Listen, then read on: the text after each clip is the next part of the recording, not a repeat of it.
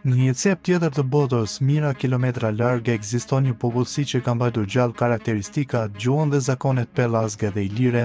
Ata janë vendosur prej 2300 vitesh në rajonin Indokin, në Qafiristan, sot në Uristan, një vend ku takohen Afganistani, Pakistani, Kina dhe Taxhikistani, pikërisht në zonën ku disa kohë më parë u vra Bin Laden, zbuluar fillimisht nga skenaristi amerikan James Hilton, i cili xhiroi një dokumentar të titulluar Horizontet e humbur.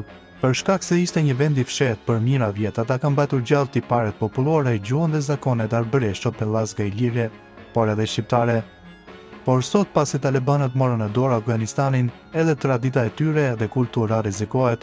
Në maj 1983, Ernesto Skura shkroi në gazetën Lig të Antonio Bellushit një artikull të titulluar Ilirët në Afganistan.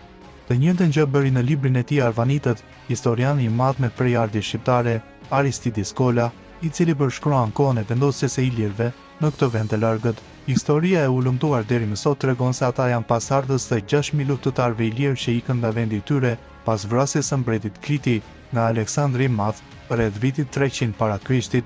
Ata qëndruan atje për shkak të distancës, nuk mund të ktheheshin në shtëpi, por u vendosën në këtë rajon ku u detyruan të martoheshin me gratë vendase. Gjuha e tyre u quajt burashka, gjuha e burrave, ndërsa gratë flasin një gjuhë tjetër. Tani kjo gjuhë quhet përsëri burashka, por është e përzier dhe nuk shkruhet. Karakteristikat e këtyre banorëve janë të ndryshme nga ato të Pakistanit. Ata jetojnë më gjatë, janë më të gjatë dhe kanë flokë ngjyrë kafe, bëjnë dhe pinë verë, si asnjë nga ato zona dhe rajoni ku ata jetojnë.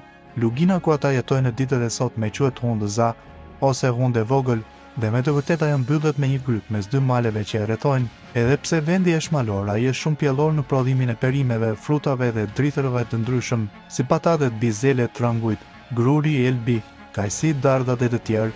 Banorët janë fermerë të shkëlqyer dhe kanë krijuar një sistem anidës dhe madhështor të çative dhe ujitjes që lidhin dhe ushqejnë taracat me to. Njerëzit janë shumë miqësor dhe të dobishëm për njëri tjetrin. Presidenti i Hundzës ka titullin Mir, pra më i miri. Festa e tyre më e madhe është viti i ri diellor, si pellazgët dhe arbëreshët, i quajtur Naurosh, Nauroni dhe bie më 21 mars.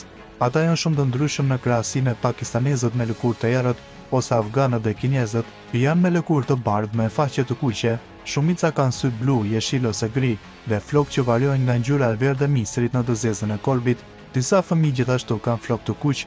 Në lartësinë e maleve është një fis i madh i quajtur Kalash. Zotat Kalash faqen në portat e tyre me një simbol që shpreh origjinën e tyre të lashtë, të ilirëve dhe lidhjen e tyre me Aleksandrin e Madh, një dhimbje me dy brirë, ashtu si ishte edhe për krenarja e Skënderbeut. Veshjet e tyre janë si të shqiptarëve në kohët e ershme, me poture dhe këmisha të zbukuruara, ndërsa vallet e tyre shoqërohen nga tingujt të baterisë dhe fyllit.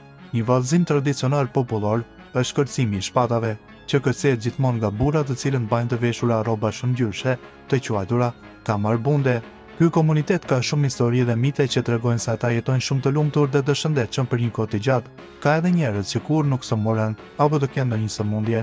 Disa mite tregojnë se ata kur nuk kanë ushqim të përpunuar, por përkundrazi konsumojnë produktet që mbjellen në tokat e tyre.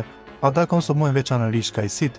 Njerëzit shpesh habiten nga ajo që i mësojnë për këtë popull, i njohur edhe si burusha, që zakonisht jetojnë gjatë, ndërsa në Pakistan jetëgjatësia mesatare e një personi është 67 vjeç. Në Hundëza mosha 100 vjeçare nuk përbën plakje. Edhe në këtë moshë ata janë të fuqishëm dhe të shëndetshëm. Ata hanë ushqim 2 herë në ditë, një mëngjes të shëndetshëm dhe një darkë të mirë pas perëndimit të diellit. Për më tepër ata hanë fruta, perime, qumësh dhe djathë. Nuk ka kimikate ose acide në ushqimet e tyre. Sëmundjet e ndryshme si tensioni nuk i njohin. Ata janë kryesisht të paprekur nga sëmundjet e lidhura me stresin, duke u bërë krejtësisht imund ndaj tyre. Sipas ulëmtimeve, kajësia e luginës së hundësës duhet të jetë sekreti i mungesës së tumoreve.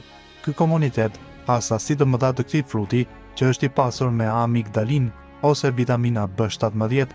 Në vend që të shikojnë filma dhe të qëndrojnë brenda, ata ecin shumë. Gjithashtu një herë në vit në një periudhë prej 2 muajsh, komuniteti i hundësës konsumon vetëm lëngun e kajsisë, duke përmbushur një traditë shumë vjeçare. Shumë ekspertë kanë treguar se mënyra të ushqyerit është sekreti i jetëgjatësisë së tyre.